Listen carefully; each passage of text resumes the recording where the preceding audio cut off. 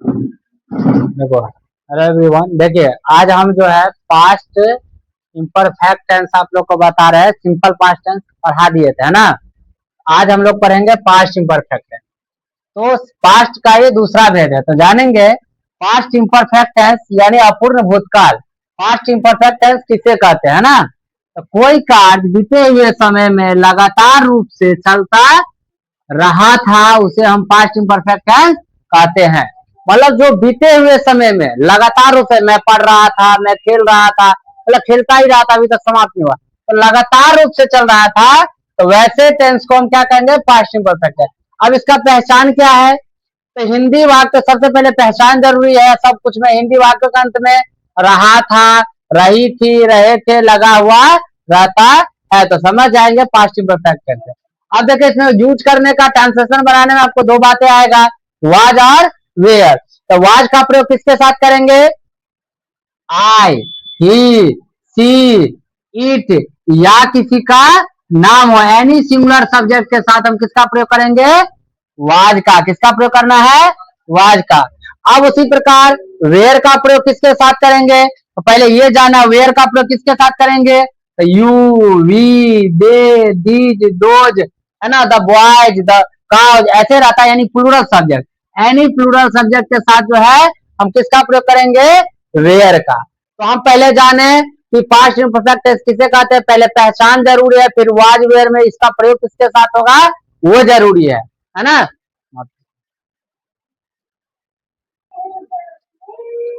अब देखो इसमें अफर्मेटिव स्ट्रक्चर है, सब्जेक्ट प्लस वाज या were plus B four plus subject, ये हमारा स्ट्रक्चर है।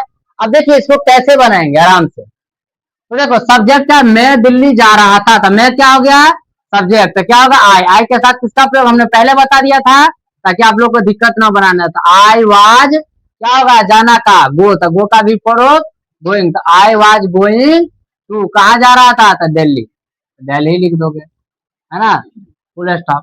वह सो रहा था, तो क्या हो जाएगा, ही वाज, ही सब्जेक्ट हो गया, वाज हो गया, ही वाज सो रहा था, तो क्या हो जाएगा, ही वाज स्लीपिंग, सोना का स्लीप, तो स्लीपिंग हो जाएगा बिल्कुल।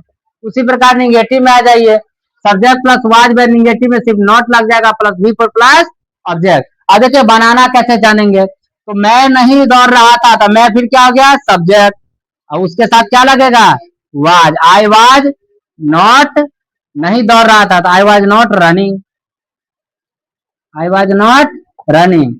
उसके बाद तुम अंग्रेजी नहीं बोल रहा था, है ना, तो क्या हो जाएगा, यू, यू के साथ क्या लगेगा, वेयर, हो जाएगा यू वेयर नॉट। अब बोलना का क्या होगा, स्पीक, तो स्पीक का speaking, you were not speaking तो English, you were not speaking English, तुम अंग्रेजी नहीं बोल रहा था। तो ये इस प्रकार से हम ट्रांसलेशन को बनाएंगे।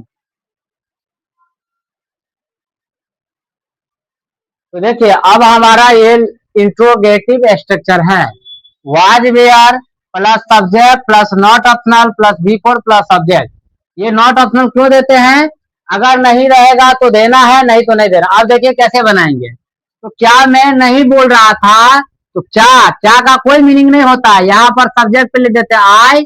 अब आई के साथ जो होता है वाज का प्रयोग वही पहले हो जाता है, यही क्या बन जाता है ना। तो वाज आई, तब क्या होगा, वाज आई सब्जेक्ट हो गया, उसके बाद नहीं है तो नॉट दीजिए, वाज आई नॉट, क्या मैं नहीं बोल रहा था, तो वाज आई नॉट, बोलना का स्पीक, स्पीकिंग हो जाएगा, was I not speaking, question mark चिन्ह दीजिए। फिर क्या वे लोग खेल रहा था, तो क्या वे लोग, तो वे लोग का भी क्या होगा, दे के साथ वेयर, तो पहले लग जाएगा वेयर, है ना। तो ऐसे हो जाता है, क्या वेयर दे, क्या वे लोग खेल रहा था, तो वेयर दे क्या हो जाएगा, प्लेइंग, क्वेश्चन मार्क चिन्ह, है ना। तो इस प्रकार से हमारा पास्ट इम्परफेक्ट टेंस खत्म हुआ। अब इसके